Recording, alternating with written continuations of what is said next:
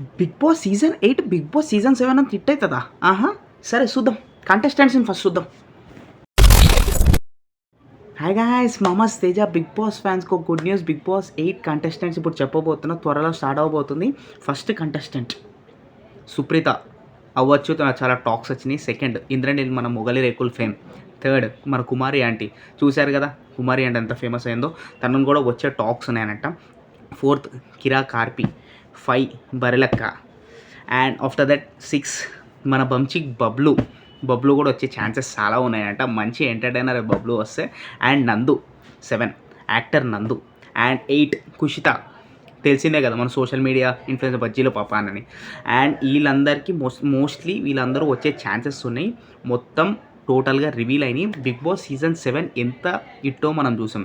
Same big boss season 8 కూడా కొత్త మార్పులు, లైక్ ఏంటి అంటే కొత్త కంటెస్టెంట్స్ లైక్ ఎక్కువ మంది రాబోతున్నారు అని అన్నారు. లైక్ దీన్ని ఇటు చేయడానికి కూడా బిగ్ బాస్ మేకర్స్ చాలా చేస్తారు. ఎందుకంటే 7 అంతా ఇటు చేశారు కాబట్టి 8 కూడా సేమ్ అట్లానే చేస్తారు.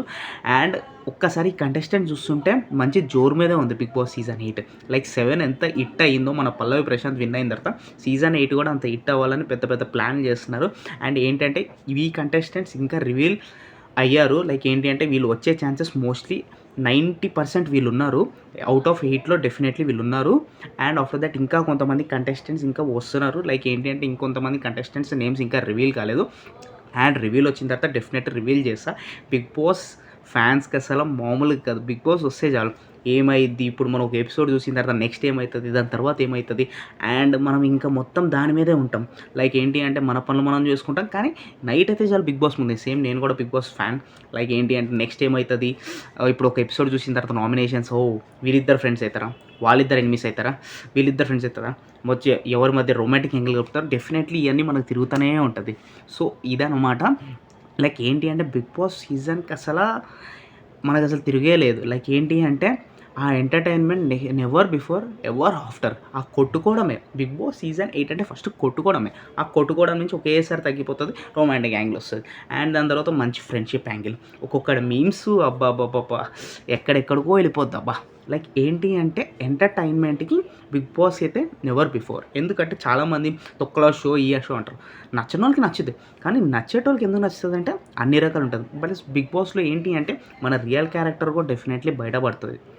ఏంటి అంటే మనం అక్కడ నటించలేం, డెఫినెట్లీ దొరికిపోతాం. అంతమంది కెమెరా ముందు మనం డెఫినెట్లీ దొరికిపోతాం.